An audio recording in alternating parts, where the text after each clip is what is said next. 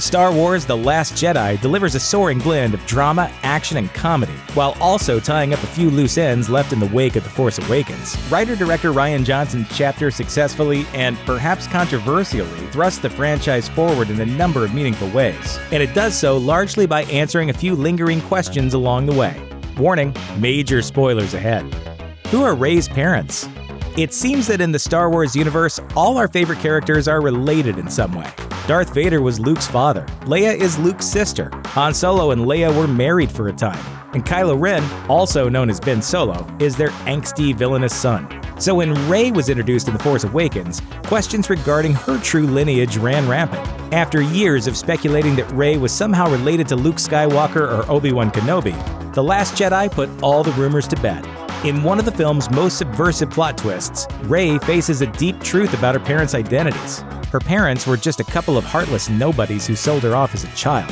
Of course, this bombshell could just be a red herring, but in a series that has become notable for secret familial ties, the notion that Rey could be special just because she is makes for a delightful change of pace.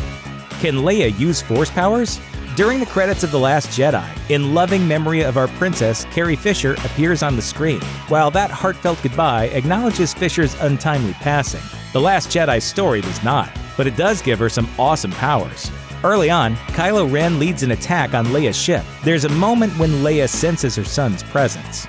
But while he successfully disposed of his father in The Force Awakens, Kylo finds himself unable to fire on his mother. Instead, his minions do the dirty work, and Leia's body is thrown into space. But it turns out that Leia is as tapped into the Force as her brother, and, unbelievable as it seems, she uses the Force to navigate through the crushing vacuum of space and back to safety. Back on her ship, Leia falls into a deep coma, which she remains in for the majority of the film. Why does Luke want the Jedi to end? The ending of The Force Awakens found Rey finally facing Luke Skywalker, the legendary Jedi who'd gone into hiding. While fans were expecting an emotional meeting between the two, things don't go down as planned.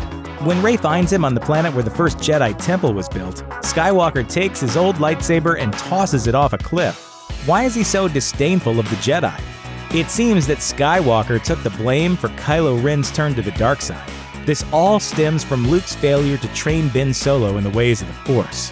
When Solo was a student, Luke came close to murdering him in his sleep because he was frightened by the deep well of darkness he sensed in the boy.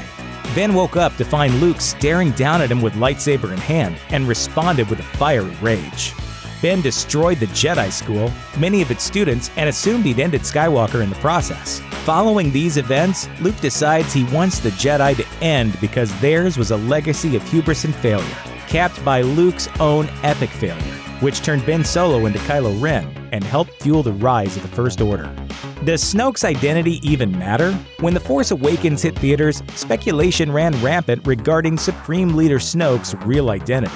Appearing only as a giant, ominous hologram, Snoke was presented as essentially the trilogy's new emperor. His motivations for turning Kylo Ren into the next Darth Vader helped fuel the burning question, who is this guy?